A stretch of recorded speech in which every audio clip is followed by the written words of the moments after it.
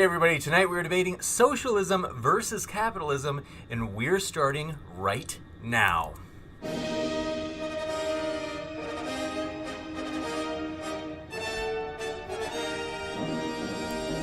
Ladies and gentlemen, thrilled to have you here for this epic debate. This is going to be a fun one, folks, and I'm also thrilled to be back as it's been about a month. So, want to say huge thank you to our co-moderators, or I should say moderators, Converse, Carissa, and Praise, as they've been doing a great job. Phenomenal. So I really do appreciate them for moderating for about the last month. I'm thrilled to be back with you, and thrilled, as I had told the debaters before we started streaming, I said I'm thrilled to come back and get to moderate, having this be my first one back. This is epic. So want to let you know a few things. If it's your first time here, consider hitting that subscribe button, as we have many more controversial, juicy debates coming up. And so if you enjoy those, well, might want to consider hitting that subscribe button for more. Also, no matter what walk of life you're from, we really do hope you feel welcome here, folks. We try to be a nonpartisan channel, so we have no videos that critique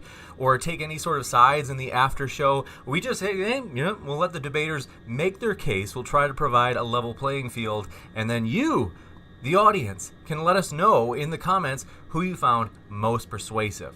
So want to let you know, both of our guests are linked in the description. So if you want to hear more from Mouthy, Infidel, or JF, you can hear more from them by clicking on their links down below.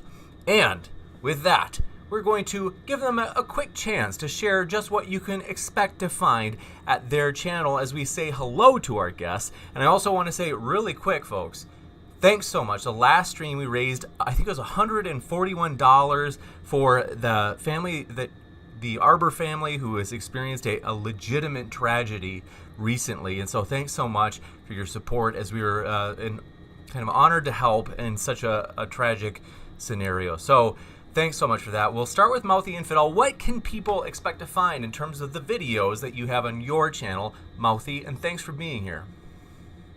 Hey, thanks for having me. In my channel, I guess you can expect to find like debates, and sometimes I'll do videos reacting to like various arguments that I find not compelling. I guess that's just sort of the thing I do. Really cool. Thanks so much. And JF, glad to have you back. It's been a while. What can people expect to find at your channel? And thanks for being here. I'm glad to be here. My channel is JFG Tonight. It's a show, a live show every night, 7 p.m. Eastern Time. Review of the news, review of philosophical subjects, and biology. Absolutely. Thanks so much for being here, gentlemen. This is a treat to have you. And we will kick it off with JF is actually going to have the first opening statement. These are super flexible, folks. So if the guests want to have a few minutes for their opening, that works. If they want as many as 10, that works. JF, thanks so much. The floor is all yours. All right. So today the debate is socialism versus capitalism. It may depend on what we mean by socialism, because there are various forms of it. Generally, what it means is some form of control of the state or the collective or the people that is being imposed on a part of the economic activities. And it can range from democratic socialism, where perhaps just 10% or 40% of the economy would be under democratic control, with the goal of redistribution and a form of equalization of the wealth, of outcome, of certain services. And it can mean up to 100% socialism, which might be better characterized as communism. So all of these systems, some are authoritarians, some are relying on democracy, but they all suffer from the same problem, which is the allocation of resources. It is that capitalist societies have found a way to allocate resources, which is what is triggering the left. This allocation of resources is what they call inequality. It's more than inequality. It's more than just a difference in the outcome for people. The fact that there are vastly wild, highly unequal outcomes in capitalist society is actually a feature of the system. And you need to understand that when you get rid of it, you get rid of the successes of capitalism. Inequality is the main feeder of success, and it's a feeder of success into the social world that will even benefit the poorest of society. Inequality is inherent to natural systems and is also important in evolution. If you are in a Nordic country and you go out in the park right now during a winter, or the beginning of the winter, you'll see squirrels accumulating nuts in their mouth, and they will pack it so much that they will have their whole mouth inflated sometimes. If at any point in the evolutionary history of squirrels, we would have started distributing the nuts equally to every squirrel, and we would have made sure that even when it's in the very cold of winter, that every squirrel has the nuts that they need. If we had adopted a needs-based approach to squirrel nut feeding, none of the squirrels would be packing nuts right now. None of the squirrels would be taking under their own hands the necessity of their survival, and they would not be self-sustainable. They would essentially need constantly a bunch of humans to feed them nuts. This is the same problem, and this is exactly why there are actually certain signs being put by our governments saying, don't feed the squirrels. If you feed the squirrels, you're going to miss their evolution. You're going to habituate them to get free stuff, and they're going to make more babies that are habituated in turn to get free stuff. You're going to create a dependency. For the same reason that we should never feed the squirrels, we should never feed the humans either. The inequality that has led squirrels to accumulate nuts in their own mouth rather than distribute them across squirrel society in a communistic fashion is the inequality that we find in capitalism, and that is driving human societies forward just as much as evolution is driving squirrels forward, which means that, yes, there are people with more money. The reason they have more money is that they have, unless they have committed crimes to get this money, in which case we should put them in jail. But if they have gotten this money by selling stuff, what that means is that the person who's accumulated billions of dollars in their bank account has produced something that was desirable enough to the other humans in the population to trigger them to abandon some part of their wealth in a trade. They put some cash on the table and they got something in return. The people who accumulate vast amounts of wealth in our society and do so legitimately by selling consensually, what they are showing is that their production, their action in the world is beneficial and desirable. And that's why we reward them with billions of dollars, and they should have billions of dollars, because I want them to have the resources to develop the technologies, products, and innovations of the future. If you go through a socialist system, whether it's democratic or dictatorial, you are redirecting this money toward people who have no inventivity, who have not demonstrated that they were willing to serve the population, that they were capable of developing products that people would want. And what it inevitably leads people to is to lead to improductivity, either by offering services that the population does not want and need to be imposed by law, like certain vaccines are about to be, or by offering public school services that are diminishing in quality year after year and that don't seem to want to fix themselves. In other words, when we steal money from people's pocket through taxes and we redirect it toward any social program, it is in this system, it is designed to be corrupt. It will converge toward corruption precisely because it was not consensual, because the people who are taking this money are not like the businessman. The businessman must work in his head every morning, think, how can I satisfy more customers? This is not what the public school teacher needs to think about, nor is it what the tax agency guy who collects money from people against their will thinks about. they think about how they can maintain their system, their corrupt system of socialism in place so that they can keep being fed by it. The businessman is working his ass to make sure that more people are satisfied by his product. That's why capitalism every time beats socialism. And that's why socialism on this planet has either led to complete failure or could survive as a parasite of capitalistic society as it does in certain nations of Europe. So don't go for socialism, or if you go, make sure that you go for it so small that it's only a small part of your economy that's led by it. Because the bigger the part, the more corrupt, the less service you will get for your population. Socialism is a destructor of wealth. Capitalism is something that builds complexity and wealth in our society. And that is my introductory statement. Thanks so much, JF. We will kick it into Mouthy Infidel's opening statement. So, Mouthy, thanks so much. The floor is all yours. Okay, cool. So I guess I'll go over like my opening statements, and I'll kind of try and address where I disagree with JF a little bit on some of the points. So I think there are a few reasons why capitalism, specifically the sort of free market capitalism with, little to no social welfare and so on, that I believe JF advocates for, would not be a sound way to maximize societal utility, so to speak. So for one, a free market distributes economic resources based solely on the marginal productivity of each unit of capital and labor in an economy, which will produce massive levels of economic inequality for a few reasons. For one, around half of the population neither works nor owns a considerable amount of capital, meaning their true factor income is around $0.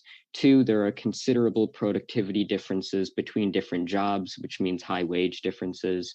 And three, capital is distributed extremely unevenly, which is, and so capital payments are very unequal. Economic inequality tends to be bad for a number of reasons.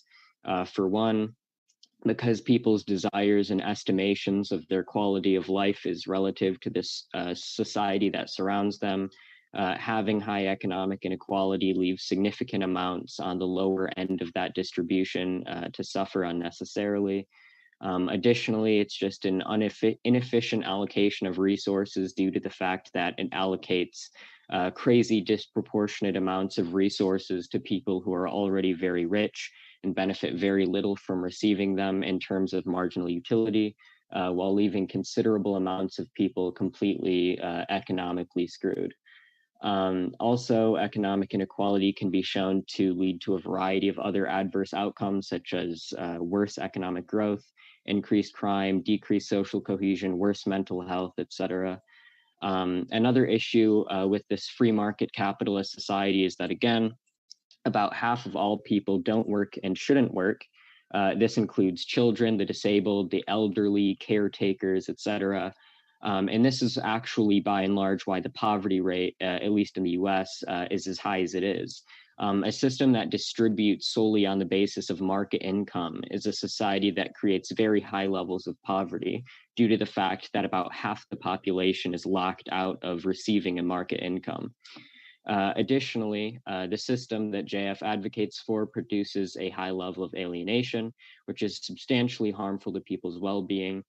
Studies have shown internationally somewhere from 70 to 80% of workers, according to Gallup at least, feel disengaged with work, which so many people spend so much of their life at, which is correlated to a lack of control and influence over the business that they work at.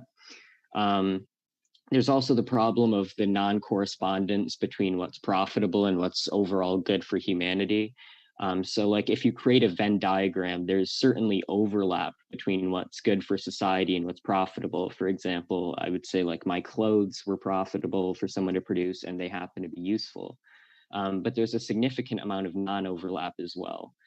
In other words, if something is profitable to do and not good for humanity, it's pursued by companies. And if something is good for humanity but not profitable, it is not pursued by companies, which leads to substantial net harm being done to societies.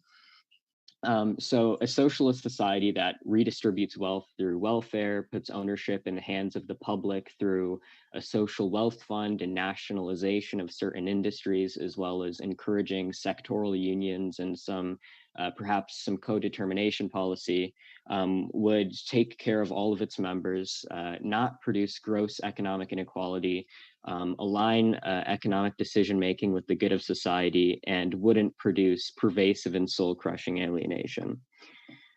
So I guess that's like my pitch. In terms of where I disagree with some of what JF says, he made the argument that redistribution causes dependency. I'm not sure if that holds a lot of empirical weight. Studies have repeatedly found that of all the recipients of welfare, almost like 100% of them are either working or have a family member who's working. Studies have found, like behavioral economic studies have found that, I think from a study from Mouthy, that the work disincentive effects of poverty affect its let me rephrase that. The anti-work incentive effects of welfare reduce its anti-poverty effect by about approximately 0%.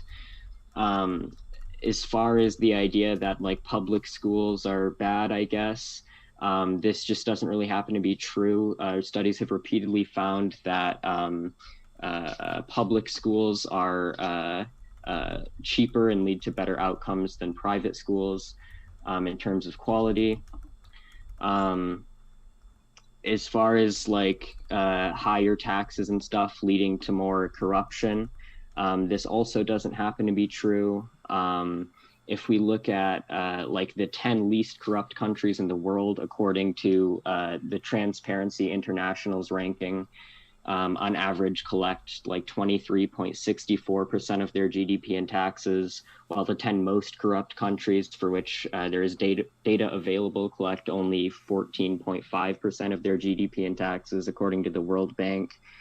Central government expenditure as a percentage of GDP is twice as high in the least 10 corrupt countries compared to in the 10 most corrupt countries for which there is data.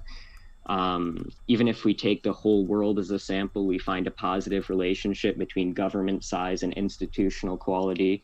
The correlation between total tax revenues as a share of GDP and institutional quality being 0.34, and the correlation between total government consumption as a share of GDP and institutional quality being 0.39. I'm not sure, I was kind of confused by this argument about how it leads to unproductivity. If we look at the specific institutions that I'm advocating for example, unions, taxes, and social welfare policies, these kinds of things have been repeatedly empirically found to actually spur growth. I'm not convinced that we need to allocate all of these resources towards people who are already rich so they can continue innovating, especially when we know that social welfare redistributive policies do things like increase the numbers of startups, because there are a lot of people who would be innovative but don't get to realize their innovative capacity because they're afraid if they lose their job, then they'll lose their healthcare or something like that. I know Gareth Olds has done a lot of good work on this, showing that social welfare policies increase startups. There was a study which found that from Policy and Society, which found that more social spending policies show a positive correlation or a positive causal relationship with innovation across OECD countries, even accounting for other factors and so on. So yeah, I mean, I guess it's like an okay story, but I just don't see anything JF is saying like being borne out empirically. You got it. Thanks so much. Really appreciate it. We will kick it into open dialogue. So we'll have a good, clean discussion. We have great difficulty hearing you. We will kick it into modern. Thanks so much. Let me double check that I'm good on Zoom. and we will kick it into open discussion. Thanks for that feedback, JF. And want to remind you folks, both of our guests are linked in the description. With that, the floor is all yours, gentlemen. All right. Well, I've listed the point here in my notepad of the issues that we could take with each other's position. But perhaps I should start with what I've emphasized in my introduction, which is the allocation of resource in socialist systems. How do you see the mechanism for deciding which projects should be funded? You've mentioned utilitarian considerations. Is that what your philosophy is based around? Well-being? Yep. Okay, and the well-being would be established by who? And would it be ultimately under democratic control? I'm not sure what you mean by who would establish well-being. And I don't know what you would mean by well-being being under democratic control. But in terms of what I advocate for as the mechanism through which we allocate resources, is I advocate for having sectoral unions. I advocate for having an expansive social wealth fund through which the government owns and exert ownerships through buying up shares of companies in the economy. I advocate for high taxes and big social welfare policies.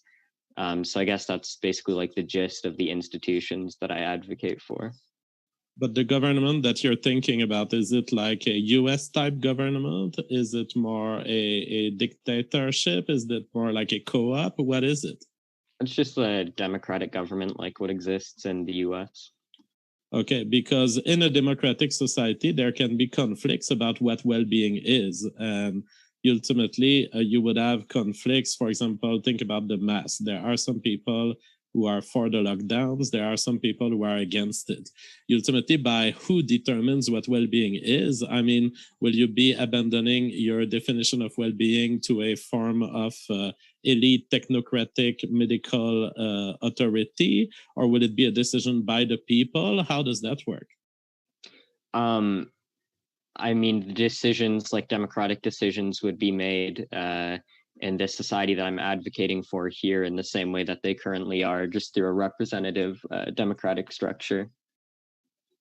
So you realize that sometimes the mob gains too much power in democratic societies and ends up impeding on individual liberty. Do you have concerns for this? Or, for example, if a mob of people starts voting for Democrat candidates, starts increasing the size of the state, eventually the states decide to lock down businesses and keep them from doing their business, even if they're doing so with customers that are engaging consensually, perhaps under the excuse of COVID, for instance. Do you take issue with this happening, or do you think it's ultimately the leaders elected by the mass, by the mob, that can decide whether I can do business? I think that if we're talking about, do I have a problem with if people democratically decided to vote in a leader who, or a Congress who did things that were bad, then I would have a problem with it in the sense that bad things are being done. But I think we can have a society where our institutions lead to bad decisions or bad things happening in virtually any governmental structure. So. But in terms of like the lockdowns, I guess I don't want to get like too into that, but I mean, I'm fine with the government like imposing restrictions in order to preserve public health. So this to me constitutes the great weakness of socialism, which is that the people who can stop you from doing something, the people who can deprive you of your wealth and argue that somehow it benefits some other people, or that somehow you not engaging in business is done for saving lives of other people who are unrelated to you. This is the great weakness of socialism, which is solved under a free system, a capitalist system, whereby you are responsible for your profits and your loss. The problem under socialism is that I'm not only responsible for my profits or my loss, I can have these profits and loss artificially manipulated by a government who doesn't quite pay the price that I have to pay. I was seeing this businesswoman, for example, she set up her whole restaurant according to the latest COVID rules with social distancing and an outside part because we could only eat outside where she lives. And eventually the government, a few days after she made all these investments, says, oh no, we're shutting down the whole street. There's too much COVID. We can't even eat outside. So she spent tens of thousands of dollars in the hope of fitting within the socialist program, just to find out that she did for nothing because the laws just changed on the whims of some decision maker at the top of our state. So the problem of socialism is this lack of connection between decision making and punishment for decision making. The reason there are lots of poor people, as Mouthy and Infidel was complaining in capitalism, is that capitalism punishes bad decision and punishes sometimes bad decisions that you haven't even taken, but that your parents may have taken.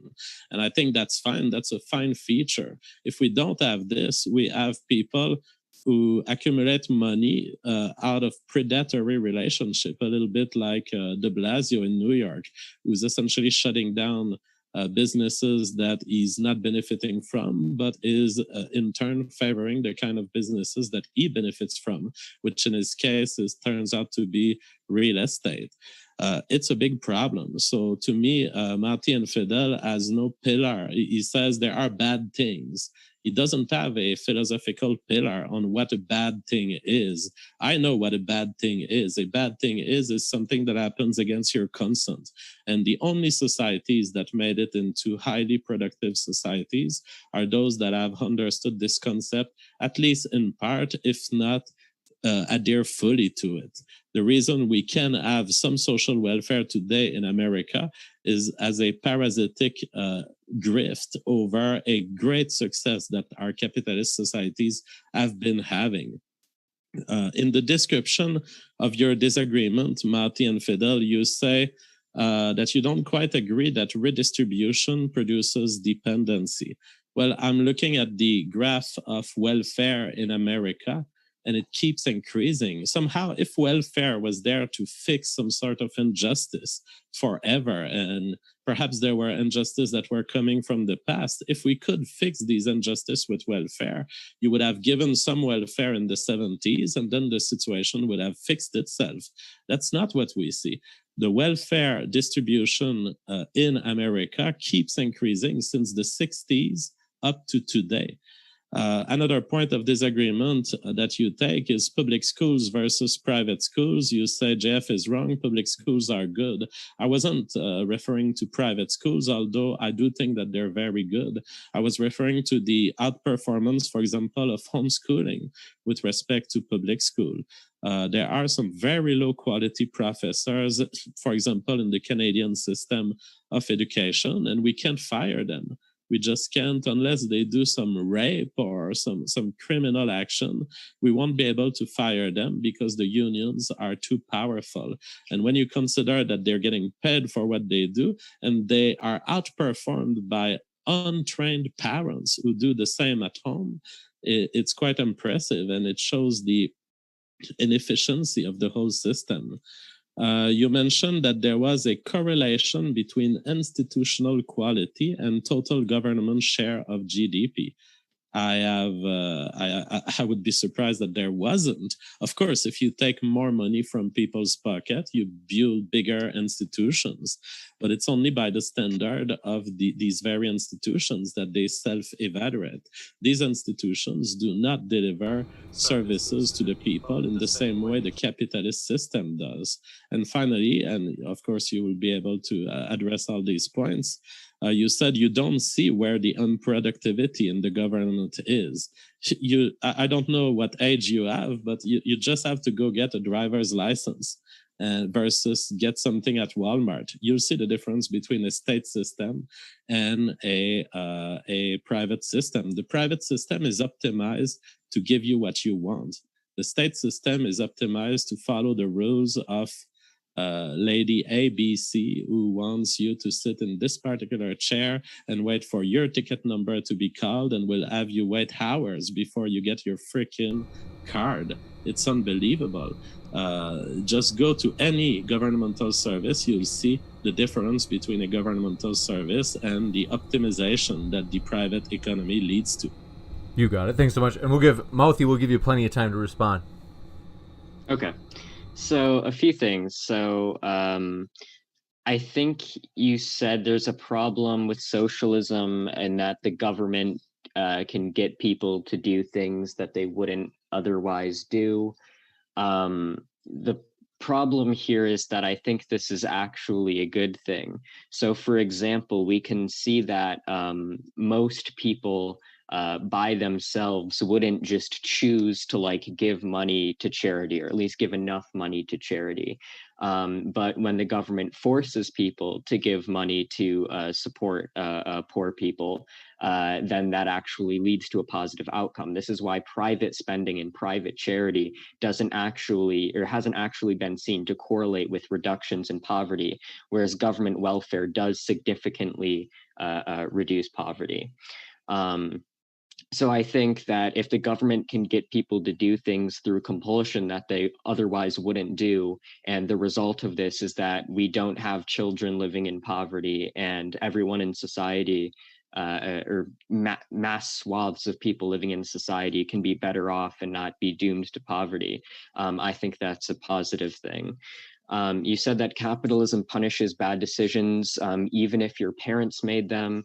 That's a good thing. If you don't recall, when I laid out why poverty is as high as it is, it's because of people who are locked out of market income because they're disabled, because they're old, because they're like elderly and can't work, because they're children, because they're caring for someone else, like in the family. I fail to see how you can connect any of these characteristics with decisions made by these people or made by their parents. And I don't see how letting people live in poverty because they are children or elderly or disabled punishes bad decision making in any way that leads to any sort of positive outcome in society. So I guess you'd have to explain to me how punishing people for circumstances that they have no control over leads to better incentives that create a more flourishing society. I think you said that I don't have a philosophical pillar of what bad things are, and that productive societies understand this, and the reason we can have socialism is because it's a parasitic grift that lives off the productivity of capitalism. Well, a few things. I guess my philosophical pillar of what a bad thing is generally what is subjectively not wanted when experienced by people in society, right? This is like the classic definition of pleasure and suffering used by utilitarians like John Stuart Mill. Pleasure is what is wanted when experienced. Suffering is what's not wanted when experienced. And I don't think it has to be any more complicated than that in order for us to create policies aimed at maximizing pleasure and maximizing societal utility. The idea that productive societies are productive because they're capitalistic, and if a productive society has socialism, it's just because of a parasitic grift, doesn't square well with empirical evidence suggesting that redistributive policies actually increase productivity in societies. So, for example, we can look at a study showing that social programs like unemployment insurance increase economic growth. We can look at studies from OECD and the International Monetary Fund showing that tax and redistribution policies have a positive causal impact on economic growth and economic productivity. Like, this argument just doesn't really hold up empirically. You said that welfare is increasing, which means there's dependence. I don't know if that means there's dependence in the sense that people feel more dependent on welfare. I think welfare is generally increasing in the US. In other places, the trajectory isn't exactly the same. But I don't think this is evidence of a bad thing. Because something is increasing over time doesn't therefore mean that it's causing any negative outcomes. You said if we could fix injustices with welfare, it would have fixed itself already. The mistake you're making there is that the problems that need to be fixed by welfare aren't like one-time things, and then when we fix them, they go away. And the fact that we still have welfare means that it's not effective. The problems which welfare addresses are ongoing problems, like the fact that market income distributions don't distribute income to people who are like children or disabled or elderly, those kinds of things. So we wouldn't expect welfare to fix it as like a one-time thing and then go away. You brought up the point about institutional quality. You said that, like, of course, they correlate with government's involvement because obviously the government has more money. I think you just weren't really understanding what I mean by the metric of institutional quality. So when I'm talking about institutional quality, I'm talking about things like, and this is in the academic literature, we're talking about things like the level of corruption in the government. We're talking about things like rule of law. We're talking about things like government effectiveness. We're talking about things like government accountability, lack of violence, political stability, absence of terrorism, these kinds of things, which are pretty objectively desirable. And if we can show that government size correlates with these kinds of institutional qualities, then I think we can pretty safely conclude that bigger government isn't creating all these kinds of corruptions, which is the claim that you initially made. So I guess that's like the broad thing. I also like, you keep going back to this idea of like an inefficient allocation of resources in socialist systems, but I guess I'm not, because you said that that's the point you wanted to emphasize at the beginning, but I'm not exactly sure what you mean by that. All right. So what I mean is that Elon Musk has a big stack of money in his bank account, and it's better that Elon Musk has it than that we distribute that amount of money to 100 million poor people. Because Elon Musk with it has demonstrated that he could do something better that these 100 million poor people couldn't possibly do. So that's the allocation of resources. The fact that those people who get very rich in capitalist society get to determine the future of it, get to determine the future innovations. And in doing so, in fact, have to get rid of this money anyway. They have to pay it in salary to their employees to develop their new ventures, and that this particular aspect of capitalism is absolutely needed for the creation of wealth and the improvement of society over intergenerational times. Okay, so I guess like my disagreement here is that you said it's better to give all of this money to Elon Musk because he can do productive things with it, wherein people who aren't getting money have shown themselves that they just don't have any capacity to be innovative. But I don't think that actually follows, because we see, again, I know that the economist Gareth Olds has done a lot of good work on this, that welfare programs actually increase innovative business startups because there are a lot of people who do have the capacity to be innovative, but they're not going to realize that capacity because they're scared that if they leave their job to go start an innovative business, then they're going to lose their health care. And then what happens if they come down with an illness? In a socialist society, we're not saying that we can't allocate more resources in ways that they're going to be innovative. But I think that a lot of people have the capacity to be innovative, and that's why we should spread the wealth more so. The problem, if that was viable as a thought, and if your studies were correct, and I don't think they are, I think your studies probably have detected a little boost in some form of entrepreneurship. Of course, if you throw money out the window, you're going to have all sorts of entrepreneurs showing up, and simply because there's a surplus of money, they're going to be able to, for a moment, maintain some sort of production.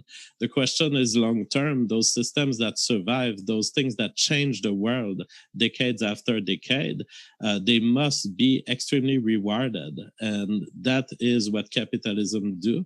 And it does so simply by ensuring that as long as you sell the product and as long as they're good, they're going to build your bank account, and you're going to have demonstrated that you have some merit to your decision making. The problem is if you throw money out the window, yes, you're going to have small entrepreneurs showing up. But if this was a genius economic move, you would have banks doing it. And clearly they're not doing it. If it was the case that funding just random poor people to go on their dream and produce anything, banks would just throw money out the window, give loans to 100 million people and hope to gain the profits from it. That's obviously what we don't have. We have instead shark-like systems where the investors would highly select what they invest in. The reason is most businesses, even if they could survive a few years, cannot be sustainable and cannot generate much profit, so they're not worth the investment. Sure. So I know you said like the studies are probably wrong because of course if you throw money out, more people are going to make businesses, but that's kind of what I'm saying, right? If you throw more money out, more people are going to have more security and are going to feel more secure to make businesses, which means more businesses and more innovation. You said if this was like a good idea, then like banks would be doing it and they would just be like giving out millions of dollars in loans to people and then hoping that they started a business.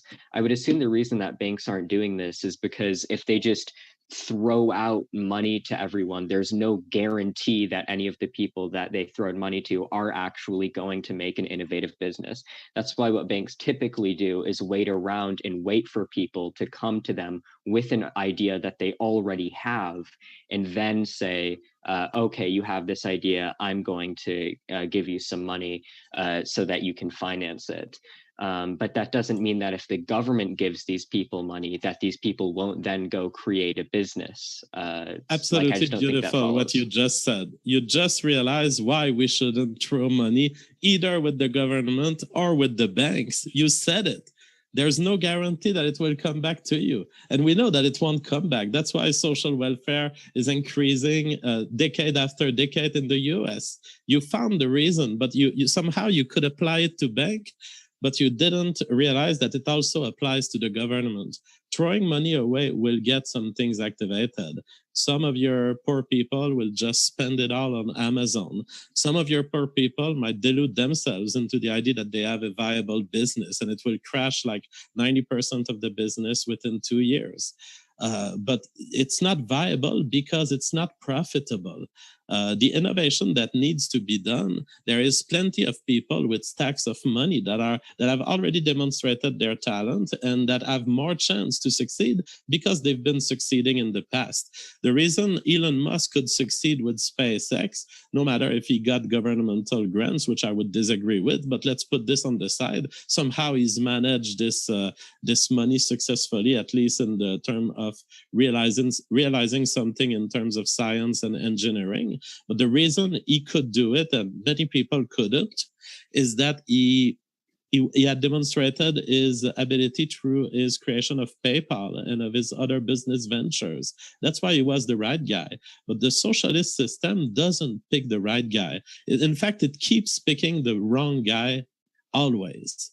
And so I say, you mentioned there are handicapped and children and women who may not be ready for the workplace and old people. I'm not for these people suffering, but I am for private interest to be taking care of these people. And if you don't have the surplus in your production on the free market to say feed your 10 children, maybe you shouldn't have 10 children.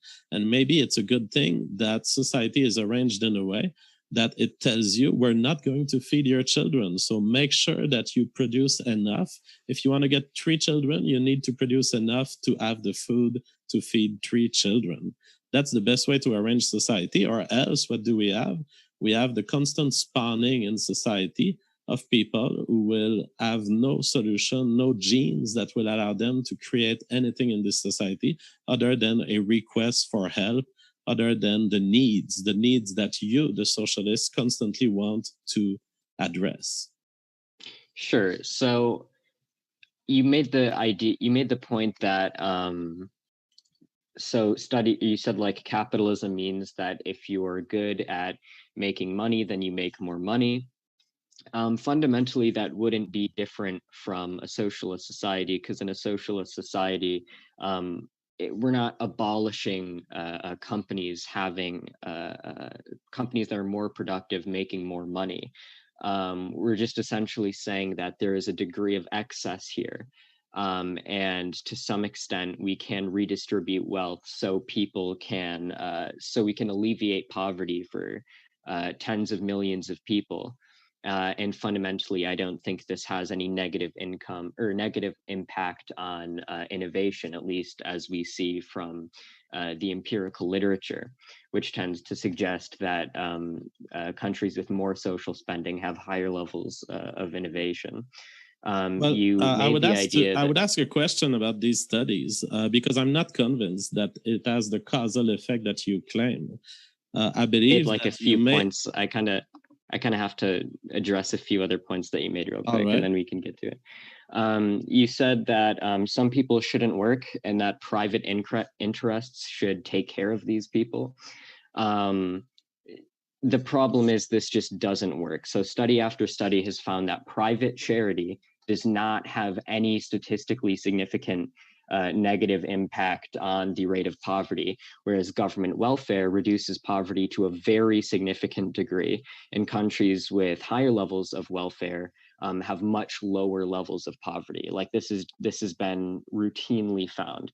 So it's nice to think that, hey, for the millions of people who shouldn't work, maybe, children, old people, disabled people, etc., maybe the community will just pitch in. The problem is this just doesn't happen. We need some coercive element here to take care of these people. The idea that like maybe they just shouldn't have children, okay, I mean, you can say that, but that doesn't really solve the problem. That they are having children, and now people are in poverty in very high numbers because of it. And there's no evidence that sending this message that if you don't have children, you're going to, or if you have children and you can't take care of them, that leads to people actually seeing that incentive and being more fiscally responsible, I guess, because of it. If this were true, then not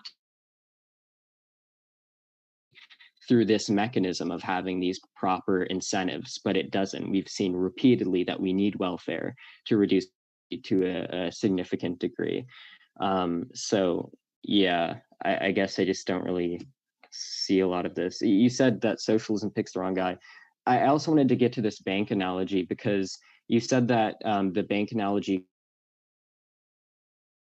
can be equally applied to government, but I don't actually think that it can. Because if you're a bank, you're looking out for maximizing your private profit margins. If you're a government doing what I'm advocating governments do, then that means what you're trying to maximize is overall societal well-being, not your private profit margins.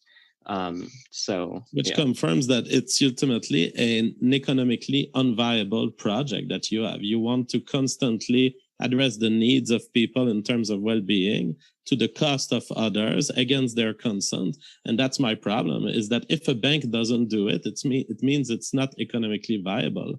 And it means that you're losing money. You're taking that money from somewhere. It's my pockets, and I'm worried about this. In fact, earlier you were mentioning that you define your whole project around what people do not like. Well, people do not like to be taxed, and people do not like to be forced to invest in ventures that they haven't agreed with.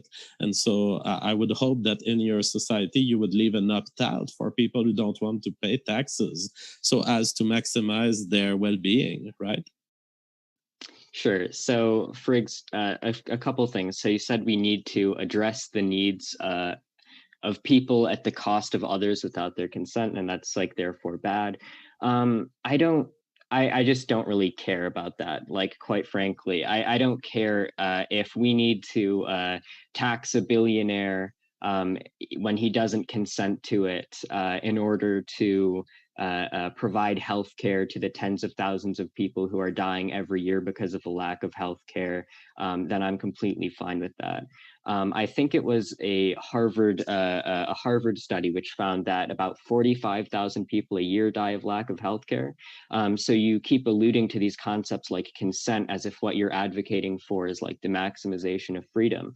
But I want you to answer, out of these tens of thousands of people who die every year because of a lack of healthcare, how many units of freedom do these people collectively hold? Because I don't think that these people who are dead have very much freedom, and I don't think most people living in poverty really consented to the conditions that have created their situation. Well, let's talk about this definition of freedom.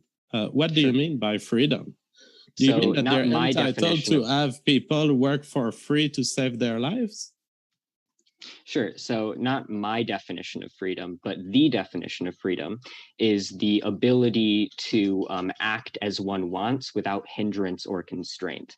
If you don't have healthcare and you die to a lack of healthcare, you don't have much ability to do what you want without constraint.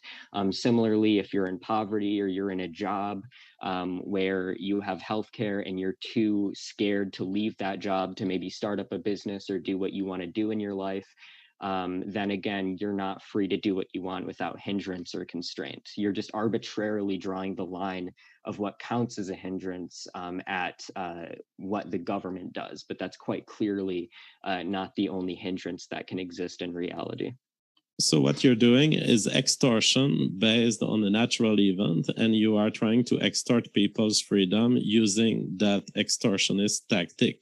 You're saying this person is about to die, therefore death will be the hindrance on their freedom. Therefore, I have the right to impede on your freedom to force you to save them.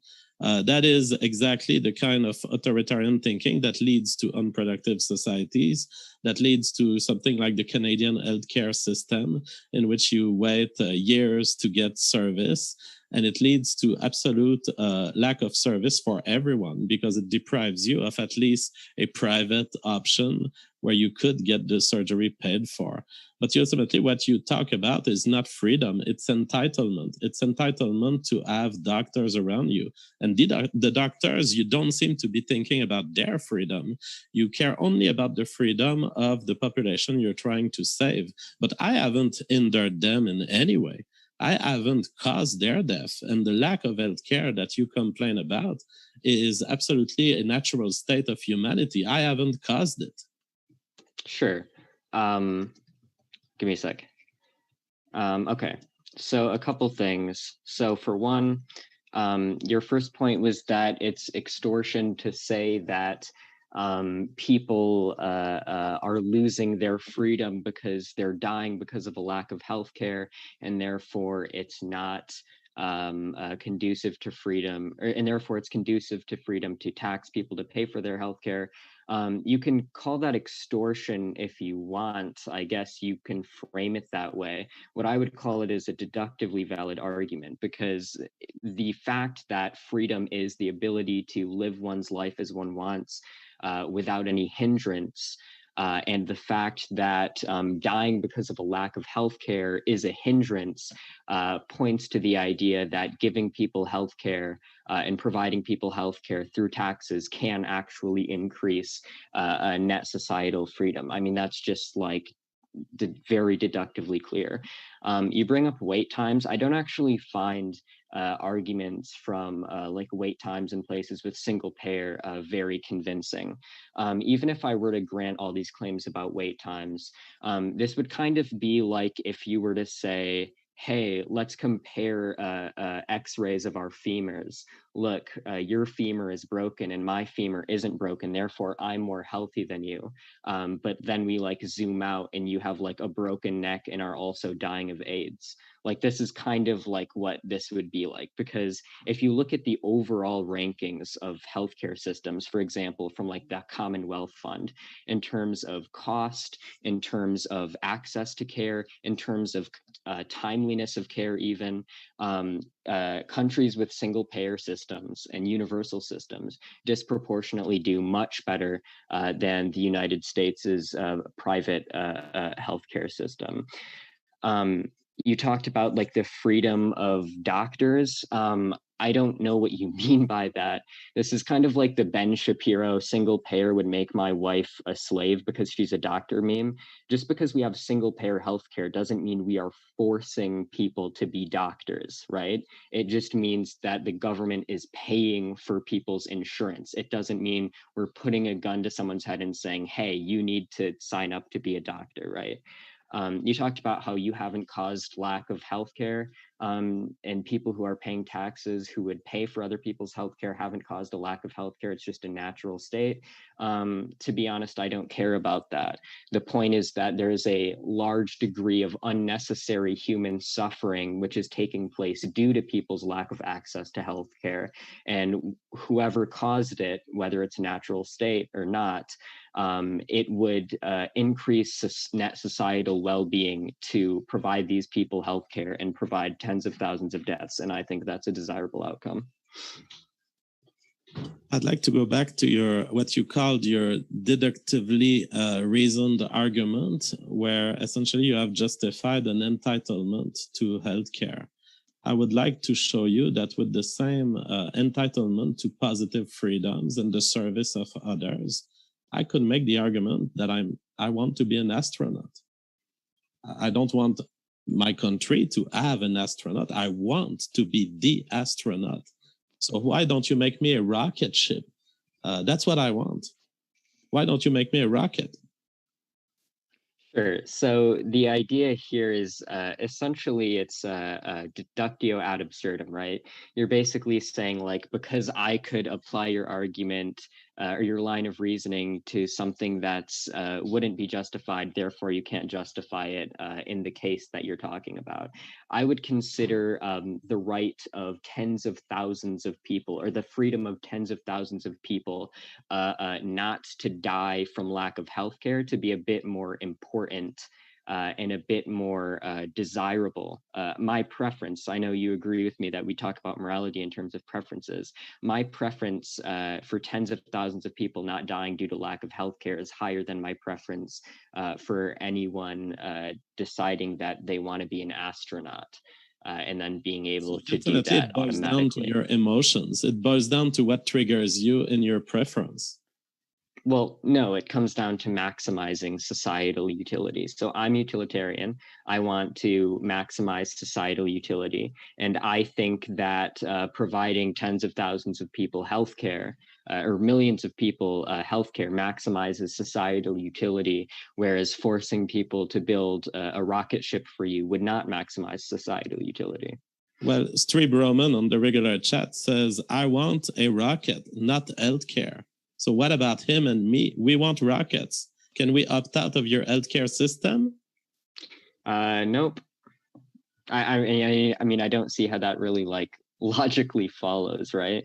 Like we're talking about logically follows. That's my point. My point is that what you call a deductively reasonable argument is nothing else than an emotional preference that you have for people not dying. Well, okay, sure. So what I'm talking about is that my preference, and I don't know why you're like gesturing in this way, because I know that all of your moral claims you believe stem back to your preferences as well. I've heard you are a moral nihilist. I know this is true. So I don't know why you're trying to like frame it as if like, oh, it's just your preference. Well, because I don't come here saying that I have deductively reasoned argument. I come here to share my preference for capitalism. Deductively reasoned arguments can include subjective premises, right? So sure, premises, my premise that I desire the decrease in net societal utility is a subjective one, right? You could say that your subjective preference is that you want people to build you a rocket ship. Okay, I guess you could say that. I think people would find my argument a bit more intuitive than your argument. Oh, it's all fine. And you guys can create your societies all you want with your free healthcare. And I'm going to have my society of freedom and maybe rocket ships even, if we can have Elon Musk with us. You said socialist systems do much better than US health. I believe that what you mean is on average. In other words, because in the US, I can expect great service if I have the money to pay for it. But what you mean is on average in terms of distributing to the entire population. Of course, in my view as a capitalist, I don't care about the average. I don't care about helping so many people. And finally, there was another point I wanted to come back to. You say we are not forcing people to be doctors in single payer systems. That's true. But that's not what my claim of freedom of the doctor entails. My claim is you're not forcing people to become doctors. You're forcing doctors not to offer private services if they wish. You are kicking them out of business, essentially, by creating the single payer system, and at least in Canada, by outlawing a private practice. Sure. So a few things. So for one, you said like socialist systems do better than the US's system on average, but you don't care about the average. Sure, I guess you can say you don't care about the average. You don't care about the actual impact of the policy on most of the people in society. That's fine. You can make that argument if you want to. I don't think very many people will be very, I guess we've sort of reached philosophical bedrock here because we both acknowledge that we just have different moral preferences. But my moral preference is that I want a society that makes people happy and functions well. And you want a society where you don't really care about the impacts on policy on the vast majority of people. And that's fine. So you talked about forcing doctors to not offer private services. Sure. I mean, doctors typically aren't the ones who are offering private insurance, right? Doctors are just performing the care, whether that be in a single payer insurance system or a private insurance system. You can talk about me taking away the freedom of people to create private health insurance plans where they price gouge and cherry pick and lemon drop and engage in business practices where they're denying people for pre-existing conditions and letting people die due to lack of healthcare. That's a freedom I think we can do without as a society. All right. Well, I think we've reached the conclusion point, and perhaps James, we could go to questions. But I would do as a concluding statement. Yes, it seems that we just have differences. I think that the societies that have been successful were not led by people who were like you. I believe that the people who formed the success of the US, for example, were under a very small government, where the happiness of people was put in their own hands, as is specified in the Constitution. If you put people's pursuit of happiness in their own hands, you're going to have self-sustainable systems and systems that reward the right people. If you go for socialism, it will last for a while. It will last perhaps even for decades and perhaps even centuries if you start from a very wealthy society. But the fact is that you have removed one of the essential elements of capitalism, which is the redistribution of wealth in the hands of those who produce good stuff for people that people want and demand.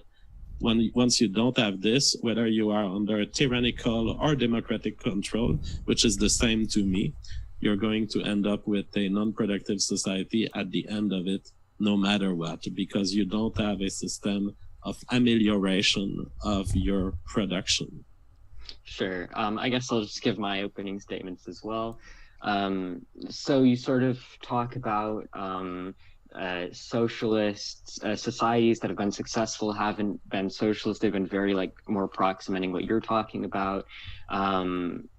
again, and this is sort of like the overview of our disagreement, is you think that societies like the one that are organized along the lines that you talk about just happen to be more successful. The problem is this just isn't borne out empirically.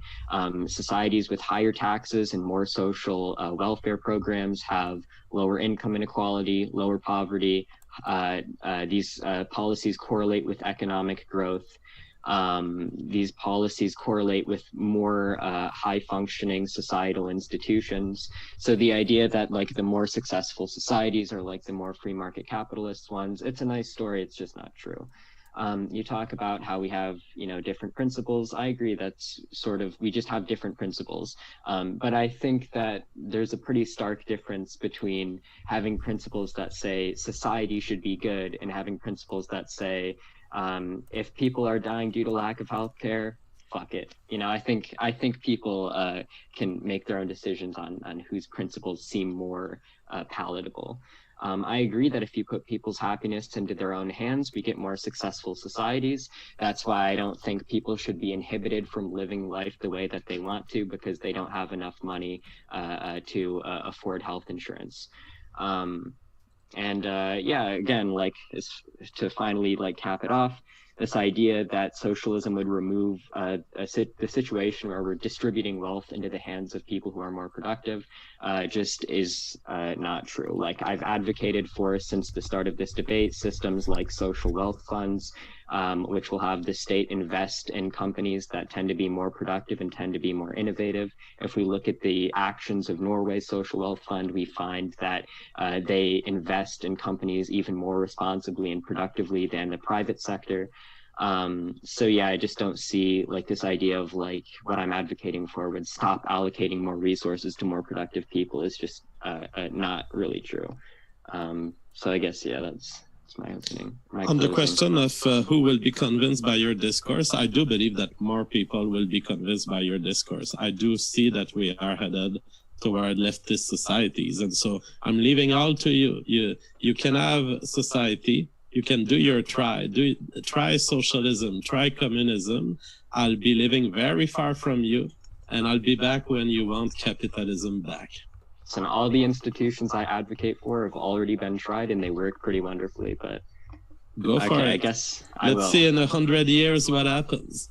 All right. Well, if your most substantive counter argument is there's a possibility that in a hypothetical scenario 100 years down the road your society would collapse due to some unforeseen reasons that you can't really articulate, I guess I'm comfortable with that. Not some unforeseen reasons, the very same that have led to the crash of USSR, Venezuela, of all these socialist countries in South America that are poor. You're going to be facing the exact same system that these people have established and have failed. So I didn't even know that I had to make a case tonight that socialist societies fail, because I think it's pretty clear. Sure. So this is just a classic equivocation fallacy in that you're using a word to mean one thing in one part of the argument, and then it means another thing in a different part of the argument. So when you say that my socialism would fail, you're saying that what I'm advocating for would be bad. But then you say, and the reason for this is places like the USSR and Venezuela have failed. But these societies didn't implement the economic structures that I advocated for. They just called themselves the same thing, and that's about as far as the association goes in terms of the economic substance. So we have reached the point. USSR was not the right communism. We have reached it, boys. We are going to jump into the Q&A. Thanks so much to our guests. You didn't agree with? That was tremendous. Amazing. So we are excited as we jump into these questions from you all. Thank you for your questions, folks. The first one coming from Neon Noor says, to J Bolshevism, long live the Tsar. I don't know what this means. Hopefully this is not anything naughty. Sphincter of Doom. I'm pretty sure I know what that means. Thanks for your super chat. Said, inequality does not create suffering. Absolute poverty does, which occurs independently of inequality. Singapore has more inequality than the U.S., and none of the problems commonly claimed to be due to excessive inequality. I guess I assume that's for me. Thanks. Sure. I mean, you can say that, but that's just incorrect. We have empirical studies showing that inequality creates things like higher crime, slower economic growth, um, uh, lower social cohesion, worse mental health. The idea that inequality doesn't cause suffering is just patently incorrect. I believe that people's desires are rooted in society. Your idea of what constitutes a good, successful life for yourself is going to depend on your surroundings. Obviously, if you're living in like sub-Saharan Africa, you're not going to be very upset that you don't own a Maserati because you know your neighbors do or something. And poverty, absolute poverty, does absolutely cause suffering. It's a good thing that we can see that welfare alleviates that as well. Gotcha. And thanks for your question. This one comes in from Sphincter of Doom. Again, says anything seems worth it spending someone else's money. Redistribution relies on ignoring that distortion of the cost-benefit analysis empirically. Yeah, I mean, it's absolutely true that welfare and socialism distorts the cost-benefit analysis, but I think this is a positive thing. For example, like the analogy that I brought up earlier, of course, people are going to be more willing to vote for the state to do welfare than they would be willing to themselves donate all their money to help homeless people. And that's why it's been found that social welfare policies decrease poverty and private charity doesn't. And so, yeah, if we can distort incentives in such a way that decreases poverty and decreases negative economic externalities, then yeah, I'm all for that distortion. Gotcha. Thanks so much. And this next question comes in from F3 Stop Motion. Says the most unequal of all things is equality. I mean, that's a cool catchphrase, I guess, but I don't know what that's even supposed to mean. Gotcha. Well, for example, if you equalize the outcome of everyone, if you equalize, for example, the salary of everyone, knowing that everyone's job contributes with different amount of productivity, that some people trying to work are actually not even contributing to society, and that some people don't work. If you were to pay all these people equal amounts, there would be unfairness to equality in this case. And this is exactly what socialism does all the time. It equalizes stuff in a way that is unfair. Gotcha. Sure, I guess you... Okay, sure. Well, I can give you a chance to give a quick response if you want. So, I mean, you're just sort of morally loading this with the term fair. And by fair, you mean what's desirable, and what's by desirable, you mean whatever the pre-tax and transfer distribution of income is what's fair and what's desirable. But I think that the pre-tax and transfer distribution of income and economic resources leaves a lot of income inequality, a lot of poverty, a lot of negative externalities. So I don't think that's actually desirable. And yet it's the pre-violence state of nature. We must. Sure. I also hope you beat your friends' heads in with rocks when you get in disputes, because that was also the state of nature. All right, we must. Tioga, thanks for your if they question. were to threaten me. This next one comes in from Tioga. I never understand. She says, make the squirrels pay for nuts. She's insane. I don't understand that. Thank you very much, though, Tioga. Says, next up, Yan Yor says, the book, quote, Under the Sign of the Scorpion, has a whole chapter on the moral bankruptcy of Marxism. It's a history of the Soviet Union and communism. Listen, okay, if somebody who wrote a book once disagrees with what I'm saying here, I guess I must be wrong. Gotcha. By the way, has anyone ever told you your cadence in your speaking sounds a bit like Steven, like Destiny? Now the second, yes, everyone tells me that, and it's very it's okay, I guess. I feel like that's a JF's old buddy, but next, I'm just kidding. All right, I'm sorry. Next, thanks so much for your question. Molag Haksa says, JF, opinions on the brilliance of Deng. I know if I'm gonna mispronounce this, I might have to spell it out. Deng, Deng, and then Xiaoping, Xiaoping, thought. Xiaoping Deng. I don't know who that is. Let me just Google. She may have overreach, is getting strong. I don't know who that is. It's some sort of Indian footballer. Oh no, Deng Xiaoping role in transforming China. So some member of the Communist Party of China. No, look, I don't have specific opinions because I don't know what's his contribution. Gotcha. And thanks so much for your question. This one comes in from Nasty Guy Steven Steen. I have to read it. It says, even in a hoodie, James still catches the eye immediately. What a stud. I always tell you this, Steven. You're married. All right. Brenton Langle, thanks for your question. I've, like, JF, you guys debated, right? You and Brenton. Like, almost for sure. I'm in Britain? Brenton Langle. I could have sworn you guys have debated. Oh, yeah. I debated Brenton, yes, on this channel. Yeah, he's back. He wants another piece of you. He says, freaking out about the DMV. 90s hack comedians called, and they want their laziest material back. I just renewed my license. It's fine, JF. Yeah. He's making this. He's snapping me like this. I expect nothing less from a feminine communist like him.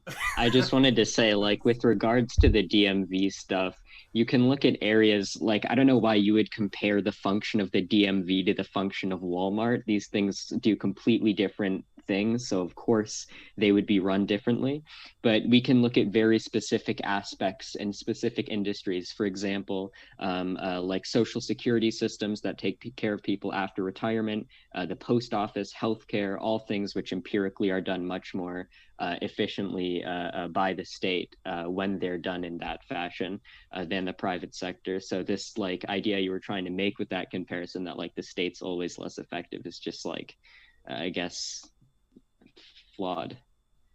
Next, thanks for your question.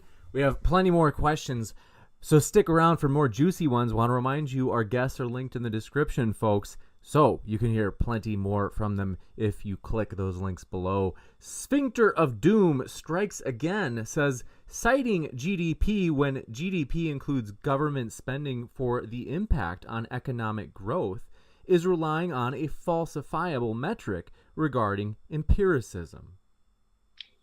Sure. So I don't really get the criticism here. What's the argument? Well, I would point out to some of your arguments. For example, we're mentioning welfare reduces poverty, which is, of course, if you throw money into people's bank account, there's less people with $0 in their bank account.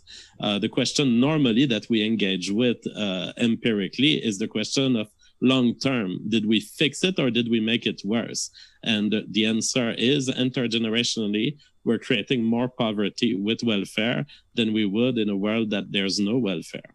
You have absolutely no empirical evidence to suggest that welfare in the long term creates more poverty. That just absolutely isn't true. Like I've given two for you in the debate. First, the fact that welfare keeps increasing in the U.S., so it doesn't solve problems. Second, I've already mentioned, don't feed the ducks. We know evolutionarily what happens when we favor certain life forms over others. And so we know that if you feed the ducks, there will be more ducks and they will be more dependent on your feeding. Same thing happens with humans, unless you can demonstrate that humans are not subject to natural selection. Sure. So a couple things. So for one, the fact that welfare has been increasing over time doesn't mean that welfare is increasing poverty. Like you're just saying, like you're taking.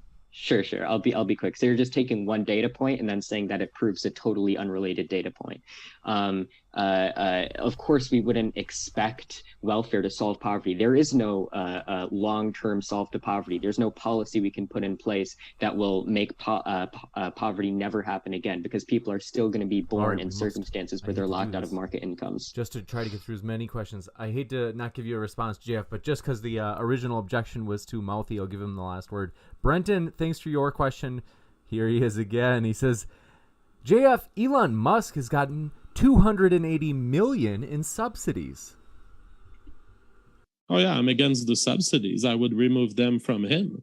But the fact is, he got most of his wealth from having a success in designing PayPal, and it changed the world and it improved the world. And so it's good that he has the money because he knows how to improve the world, and he seems to be doing a good job with solar panels. Thanks so much. And Layman, good to hear from you. Past debater as well, says this debate felt more like market regulation versus deregulation rather than worker ownership versus private ownership. For both, what are your definitions?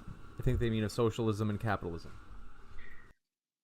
Sure. So my definition of socialism is a society where the public exerts control over the economy rather than private interests exerting control for private profit. So I advocated pretty explicitly in the debate for both strong sectoral unions and a social wealth fund through which the government buys up shares in companies and basically controls the economy through that mechanism and is subject to democratic control. So yeah, I guess most of the debate focused on welfare policy, but I think in the immediate sense, nationalizing key industries and having a social wealth fund which exerts government control through that way would essentially achieve the goals which socialists generally set out to achieve. And my definitions are quite simple. Socialism is the control of economic output through forced redistribution or forced acquisition of wealth, whereas capitalism is free distribution of wealth through consensual buying and selling. Thanks so much. We'll jump into this next question. This one comes in from Sphincter of Doom. Thanks so much. Says, private charity not doing enough ignores the crowding effect of public welfare. So that's just not true. We can look at places where there is less welfare and essentially like very low amounts of welfare, and pretty much all of the money which is allocated to help people in poverty comes from private charity, and its effect on poverty pales in comparison to that of actual government social welfare. Thank you. And Stupid Whore Energy has entered the building. She says, does JF agree that capitalist nations have used political economic warfare to cripple socialist nations? Oh, absolutely. And when I do the apology of capitalism, it's almost a theoretical capitalism, because the fact is the US has been invading countries and I'm totally against it. And the US has been controlling regimes through CIA intervention, totally against this. So I'm talking mostly of the free market interactions. And I'm saying whenever the US has done something very bad, it's been through the hand of government. And when it's done things good, it has been through the private sector. Gotcha. Thanks so much. Sphincter of Doom strikes again for Mouthy. Says intentions don't determine results. Rockefeller made kerosene so cheap it made whale oil obsolete. Rockefeller didn't care about whales, but profits. Sure. So there is some overlap, as I said, like at the very beginning of this debate, between what's profitable to do economically and what's like net beneficial to humanity. The problem is if you draw it out as a Venn diagram, while there is overlap, there's also significant areas of non-overlap. There are things which are profitable to produce, which are not beneficial to humanity. For example, pumping fossil fuels into the atmosphere. Then there are things which would be beneficial to humanity but aren't profitable, so they're not produced. Providing like high-speed internet in like rural communities is a good example of this. Like internet companies won't provide high-speed internet because there's not enough population density for it to be substantially profitable, and yet it would still be a good thing if this were done. Gotcha. Thanks so much. This next question comes in from Brenton Langle. Here he is again. Says taxes in a fiat economy are not a big deal. If taxes disappeared, rent would rise, as would prices, and buying power would not increase long term. And that would be perfect. The money would finally get into competent businessmen who would construct more building, who would construct more great things with that money. Whereas now it's in the hand of government who want to heal, fix, and they do so in a way that is not helping, and that ultimately is social engineering. They want to change the world, as our friend here, Mouthy Infidel, wants. They want to fix the problem for people against their will and against the will of the people they collect taxes from. Okay. Thanks so much. I mean, yeah, sure. Okay, yeah, go ahead. Just because we have a good amount of questions, so I do want to keep moving. Let's see. Sphincter of Doom. Don't worry though, Mouthy. We've got plenty of more objections for you. Says the ranking of healthcare systems has South Korea ranked below the U.S. despite it being single payer. Singapore is more privately funded than the U.S. and outperforms most, if not all, single payer systems. So that's empirically not really true. So first of all, Singapore is significantly more regulated than the U.S. They have things like price caps and like a variety of other regulations, which are much more impactful than the U.S. Healthcare regulations. Also, to say that like South Korea is a single payer system and it like performs worse is just a cherry picking fallacy. We can look at a variety of single payer systems in like Sweden or the UK that perform significantly better. And I haven't seen any studies suggesting that healthcare quality and cost effectiveness in Singapore is greater than that of countries like Sweden, Norway, Britain, etc. Gotcha. Thanks so much. And Sphincter of Doom strikes again, says utilitarianism. If you could cure cancer by enslaving a random 5% of the population, would you be okay with that? Yeah, so I don't think that these kinds of arguments so I think these kinds of arguments attempt to show that utilitarianism is unintuitive by imagining like hypothetical situations wherein our actual like moral intuition would be very different. The reason that slavery is largely unintuitive morally and unjustified from a utilitarian perspective is that the massive amount of suffering which would be incurred upon the slaves wouldn't really justify the broader societal like well-being that it creates. Thank you very much. Well, we have a reversal because earlier it seemed that death from cancer was the great drama that we absolutely had to fix, and it didn't matter if we took people against their consent. So I believe that the super chat is less of a metaphor and more of an actual description of what Mouthy Infidel wants to do. I'll give you the last word, taxes Mouthy. were literally slavery. Unfortunately, fortunately, paying a small tax in order to prevent thousands of people from dying of healthcare isn't the same as forcefully enslaving people and forcing 50% of income is not small. Keep going. I hate to do that to you guys, but we do have a lot of other great questions. Dr. Dink Eston says, hey, Mouthy, why did you cancel the follow-up debate you had set up with Pearl Brain on the LTV? He has said that he's still willing to have it and is open to letting Modern Day Debate moderate if he's open to it. I don't know. Oh, yeah, I'd be open to it if you were. Okay, so I'm not exactly sure who Pearl Brain is. If he's the guy that I'm thinking of, who I did my first LTV with debate with the profile picture from like The Boys or whatever, I think I blocked that guy because he was extremely fucking annoying. Gotcha. As a side note, relatedly, JF, because we can't help but love juicy debate challenges. Nathan Thompson, one of the, I think the chat would probably agree that Nathan Thompson is among the flat earthers, even if you don't think any of them are good at debating. They would say that Nathan is still the best.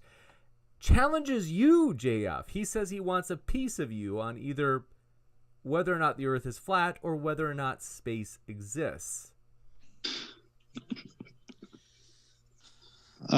Sure, I accept, but give me at least a month of space because I hate to do free appearances. I hate charity. And if I was to come back on this channel in a week, I would feel like I'm giving too much. So maybe in a month or two from now. You got it. Juicy. And thanks so much for your question. This one comes in from you hate charity? Okay. Thanks. Logical, plausible, probable. Thanks for your question. Says, Mouthy, are you in school? Do you currently pay all expenses? If so, is it from inherited money, gift money from third party, or money that you earn? I am not currently paying for school. Gotcha. I'm not in college. And next up, thanks for your question. This one comes in from Sphincter of Doom, says, citing social democracies for the merits of socialism is equivocation as well. Well, no, because we were talking very specifically about the efficacy of tax and transfer policies, looking at social democracies which have these same policies and looking at how effective these policies have been in those social democracies is quite apt to the conversation that we were having. Gotcha. Thanks for your question. Eric Nelson says JF should put money on that 100-year bet. Yeah, but the problem is if I bet with a communist about his potential success in 100 years, he's not going to have money to pay me back 100 years later. Next up, thanks for your super chat. Jonah Nelson says, appreciate your support. Jonah says, James, thank you for all you do. Everyone needs to thank James. You don't have to thank me, folks. You're hanging out with us is thanks enough. We appreciate you. They said we appreciate all the work that goes into this. Here is a donation towards the cause. Hopefully that COVID debate in the future works out. Hopefully it does. That would be epic. And folks, do I remember right, JF? I know that originally Quebec, right? Yes. And are you still in Quebec right now? Do you live in Quebec or the U.S.? No, I live far from civilization, close to the North Pole. Gotcha. Okay. What we'd like to do is we are excited about future debates, folks, including potential in-person debates. And so hopefully this summer we get to that. And so I'm kind of like always putting feelers out there. You guys, Mouthy and JF, are possible people that we might say, hey, if we're in the area, which we'd be willing to make our way out, depending on how close to the North Pole it is, we would be pumped to do some in-person hosting of you guys. And so we are excited about the future. Sphincter of Doom is added again, says all empirical studies claiming inequality causes suffering rely on cherry picking countries, time periods, or both. Okay. I mean, if you want to make the claim that any peer-reviewed empirical study which contradicts the narrative you're coming into the debate with is de facto flawed, I guess you can do that. I just feel like at that point, you're not actually approaching these topics in an intellectually honest way. Gotcha. I mean, we don't have broad measures that would allow, for example, comparing the happiness of the American in 1850 to the happiness of today's American. There's just no correspondence. And my guess is that the well-being, the subjective well-being, was probably much better then, but you wouldn't have a scientific study allowing you to measure it because there was no surveys that were normalized with today's data. Sure. The problem is that we don't need data from the 1800s in order to conduct studies on the effects of inequality. I've got to move to the next one. Let's see. This one comes in from Dearest Sigifredo Sarabia says,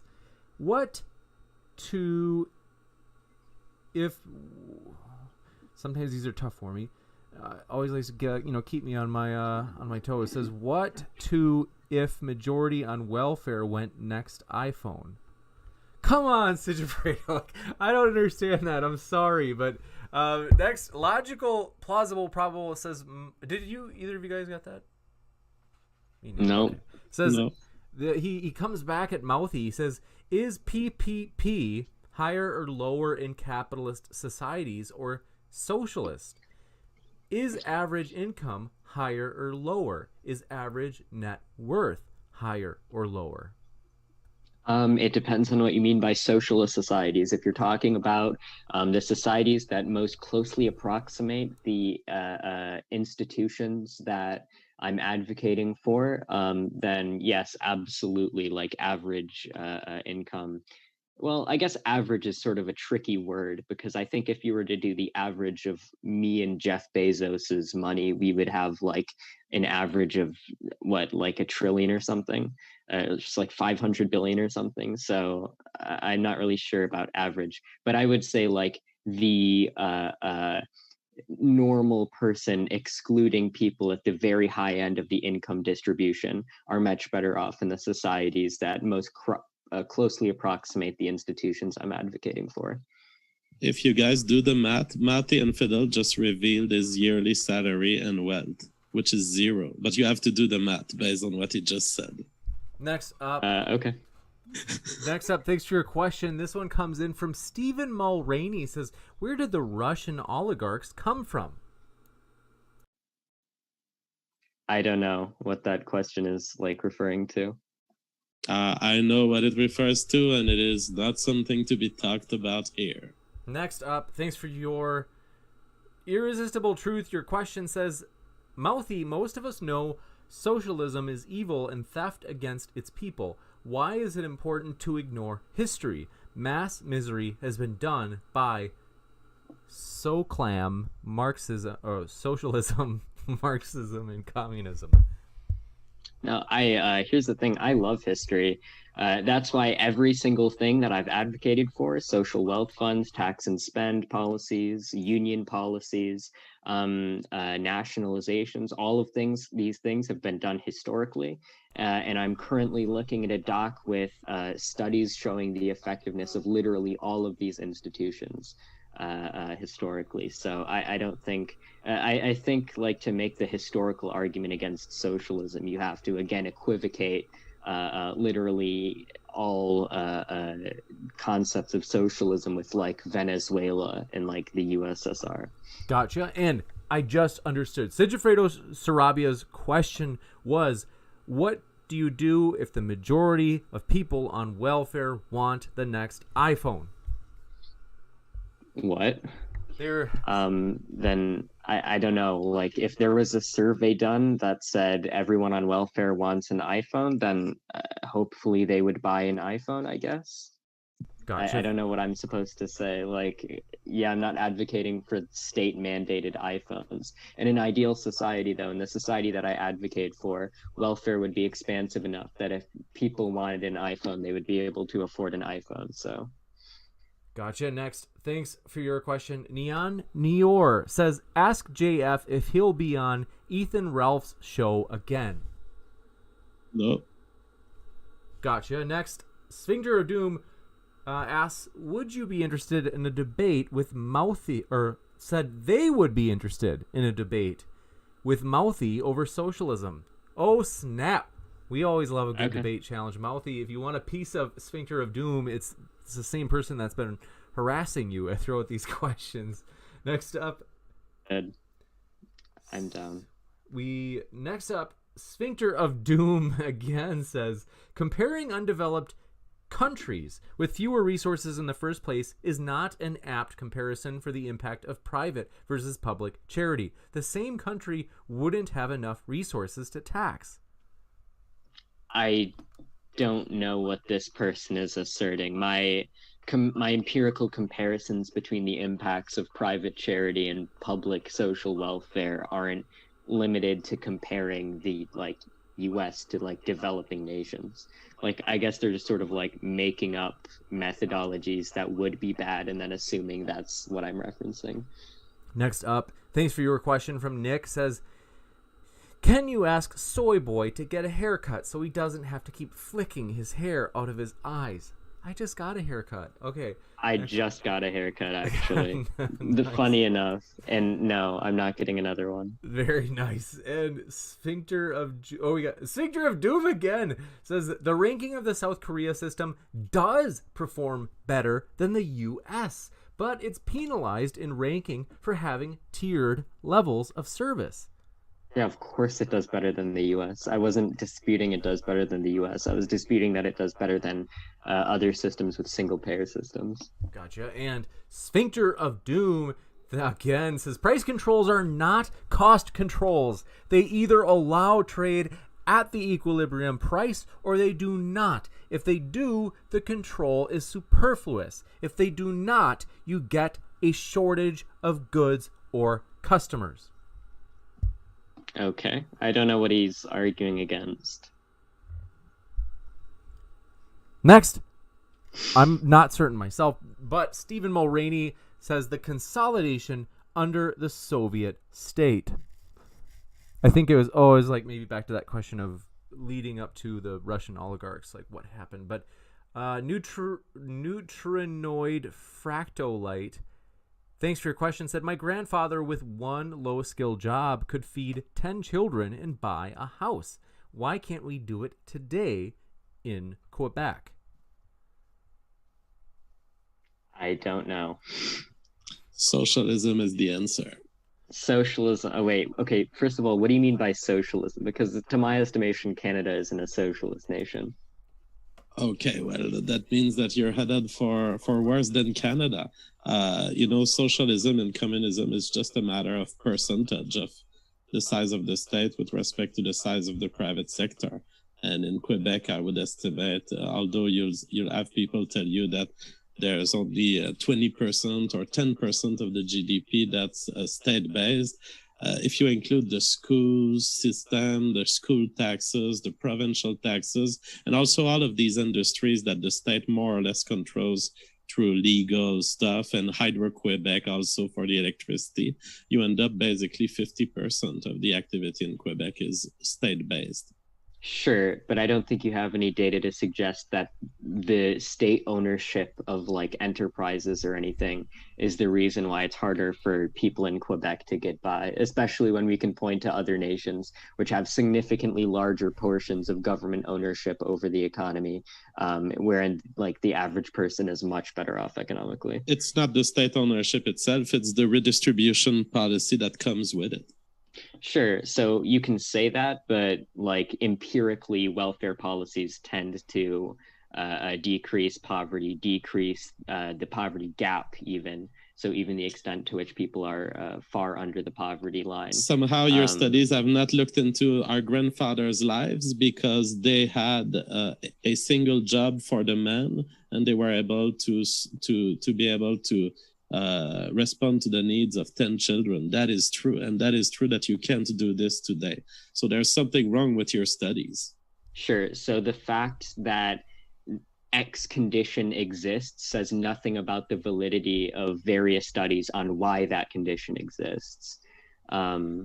I guess if you want to, you can pretend like anecdotes about your grandfather are more valid than peer-reviewed academic studies which control for variables in order to assess various complexities and the causal interactions between different policies and social outcomes. But you say all the words of a peer-reviewed epistemology you got there. Peer-reviewed data epistemology, but we don't get to know, have your studies looked into why people's family life was easier to do 100 years ago than it is now, given the increase in productivity of society? We still don't have an answer to this, so you're bullshitting people with words that are cute if you are bent towards submitting yourself toward peer-reviewed authority, but it means nothing what you're mentioning there. Mouthy, I think, now. Are you saying that studies Mouthy, are invalid because we don't have two things? Sure. Mouthy. One thing, I'm not sure if you knew. I think you might have muted yourself. We couldn't hear the first bit that you were saying there. But then also, I want to give you a chance to respond, Mouthy, and then we definitely have to go to this last question. So I'm not sure what point exactly you think you're making.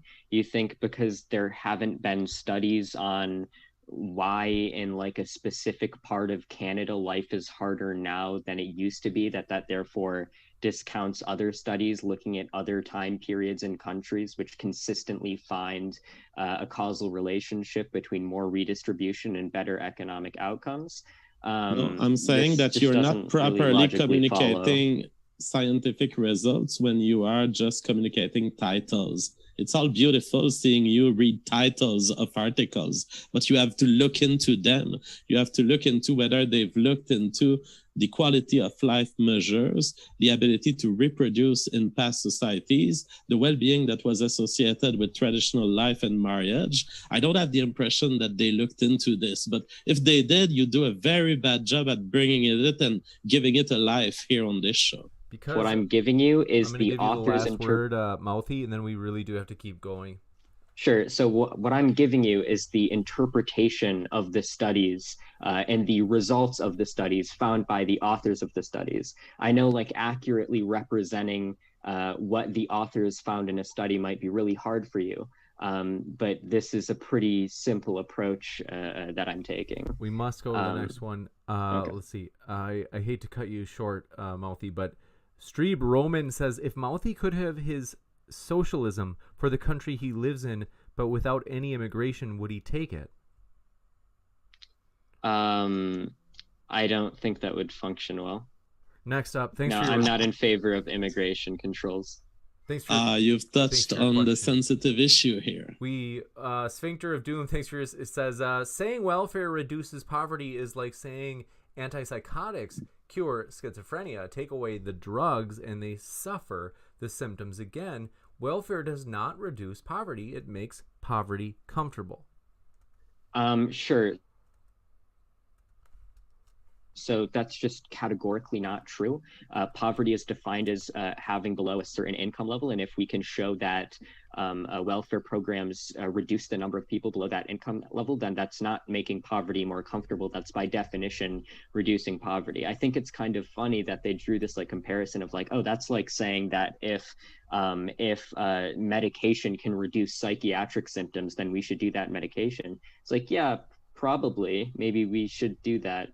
If something reduces a bad thing, then maybe it's good. Like, I find it really weird because Jeff made this point as well, where they think it's a dunk to say like, obviously welfare reduces poverty. It's like, yeah, maybe that's why we should do it.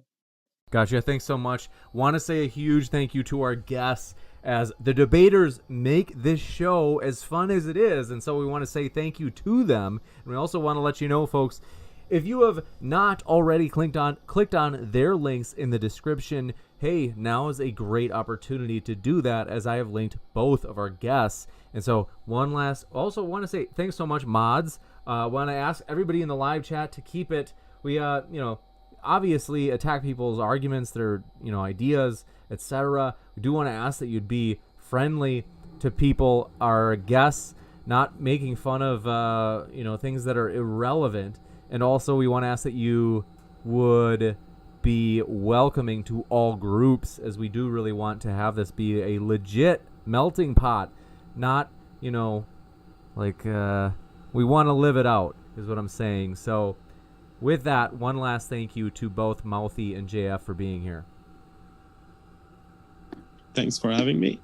Thanks for having me. Take care, folks. Keep sifting out the reasonable from the unreasonable. We will be back, I think it's Saturday. So I think we'll have several debates next week, including we just booked Matt Dillahunty and Stuart Nettle on Friday. That should be a big one, so we're excited about that, and we hope to see you there. Thanks, folks. Have a great night. Keep sifting out the reasonable from the unreasonable, and take care.